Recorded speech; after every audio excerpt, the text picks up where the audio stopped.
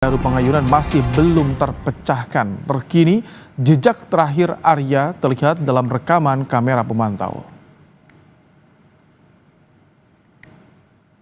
Penyelidikan kasus kematian diplomat muda Kementerian Luar Negeri Arya Daru Pangayunan masih berlanjut.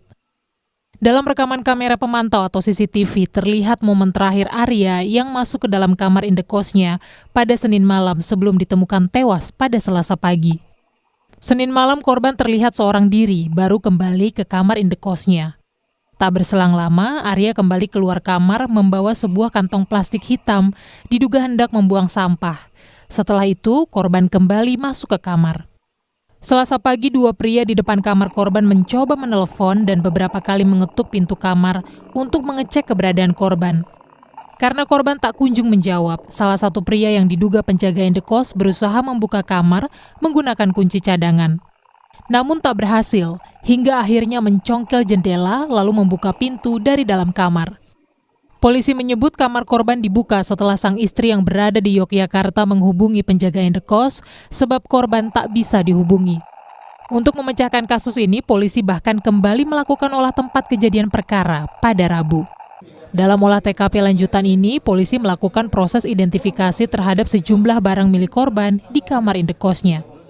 Selain memeriksa CCTV, polisi juga masih menunggu hasil otopsi untuk mengetahui penyebab kematian korban. Polisi juga akan memeriksa sidik jari yang ditemukan pada lakban yang melilit kepala korban. Kita sudah melakukan olah TKP, kemudian untuk lebih memantapkan lagi olah TKP, barusan dari tim Pusdin Mabes Polri untuk membantu kita untuk membuat lebih terang apakah ini korban ini benar-benar meninggal karena apa gitu kan. Nah, sementara prosesnya masih dalam proses penyelidikan. Polisi kini telah memeriksa 5 orang saksi, antara lain istri korban, penjaga kos, tetangga kos korban, dan rekan korban. Tim Liputan, Kompas TV. Untuk membahas lebih dalam terkait kasus tewasnya diplomat muda di kamar indekosnya, kita akan berdiskusi dengan mantan Kabarreskrim Polri, Komjen Purnawirawan Susno Duaji. Selamat malam, Pak Susno. Selamat malam, Mas Rahmat Ibrahim. Selamat malam para pemirsa. Baik, ini banyak yang menantikan teka-teki kasus kematian diplomat muda Arya Daru ini. Rekaman CCTV ada 2 orang yang mendobrak, yang membuka pintu kamar kos korban. Apa yang bisa Anda lihat? Karena kok tampaknya tidak kaget ketika membuka pintu kamar, tapi ada korban di situ.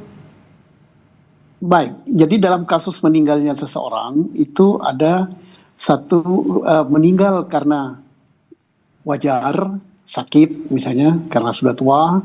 Yang kedua, meninggal karena tidak wajar. Nah, tidak wajar itu bisa bunuh diri, kecelakaan, atau dibunuh. Nah, untuk menentukan wajar apa tidak, ini sangat tergantung pada hasil pengolahan TKP, tempat kejadian perkara. Apa yang dikelola di situ? Pertama, bagaimana kondisi korban. Kedua, adakah bukti-bukti yang didapatkan di TKP, sidik jari. Nah, sidik jari yang paling memungkinkan itu adalah lakban di kepalanya. Di lakban itu apakah hanya sidik jari korban atau ada sidik jari orang lain di lakban itu? Kalau ada sidik jari orang lain berarti yang memasang lakban itu ada orang gitu. Yang ketiga, sidik jari di atas benda-benda di situ dan termasuk sidik jari di pintu. Yang berikut saintifiknya adalah HP. HP korban harus dibuka. Dengan siapa dia berbicara, dengan siapa dia WA, dengan siapa dia berkomunikasi, dan apa pembicaraan atau apa komunikasinya. Yang berikut adalah saintifik lagi, dibuka juga CCTV. CCTV tidak cukup dicuplik pada bagian saat pintunya didobrak, tapi jauh sebelum itu. Misalnya dia ada membuang sampah, masuk lagi. Kemudian termasuk adakah orang lain yang lewat di situ selama sekian jam setelah dia membuang sampah. Karena waktu membuang sampah dia masih hidup kan, masih berjalan masuk. Nah, Pak Susno, setelah membuang, Tapi kalau misalkan Anda melihat di CCTV tadi yang kami putarkan, ada 2 orang yang berada di depan kamar kos korban. Anda di reserse sangat berpengalaman. Ada kecurigaan tidak kalau misalkan melihat dari gesture kedua orang ini atau ekspresi? Karena kami tampilkan cukup jelas nih CCTV-nya, Pak Susno. Setiap orang yang paling berdekatan dengan korban sebelum korban meninggal itu semuanya harus dicurigai, walaupun kita tidak boleh memvonis bahwa dialah pelakunya, tetapi harus dicurigai. Nah, kecurigaan itu nantinya bisa dibuktikan dengan hasil pemeriksaan, hasil penyelidikan. Diperiksanya apa saja? Jawaban atas pertanyaan-pertanyaan yang dilemparkan. Kemudian yang berikut adalah kalau serse yang berpengalaman, dia akan membaca gerak tubuh, cara berbicara, sikap, dan sebagainya. Insya Allah saya yakin ini bisa terungkap gitu ya. Kenapa bisa terungkap? HP ada, sidik jarinya ada, CCTV ada, kemudian nanti hasil-hasil pemeriksaan lain termasuk dari istri, dari saksi yang mengetahui, saksi yang mendobrak dan sebagainya, insya Allah bisa terungkap. Kalau menurut Anda ini yang bikin agak tantangan, bikin lama apa ini 2 hari kan kalau misalkan CCTV, ada sidik jari, ada juga di lakban. HP secara digital bisa di track juga bagaimana histori percakapan terakhir, Pak Susno. Ya, tidak kalah penting adalah hasil daripada pemeriksaan otopsi. Karena hasil dari otopsi itu akan menjawab apakah korban misalnya meninggal karena menegak obat. Apakah korban pada tubuhnya ditemukan ada hal-hal yang janggal gitu. Misalnya ada bekas pukulan, bekas tusukan dan lain sebagainya ya.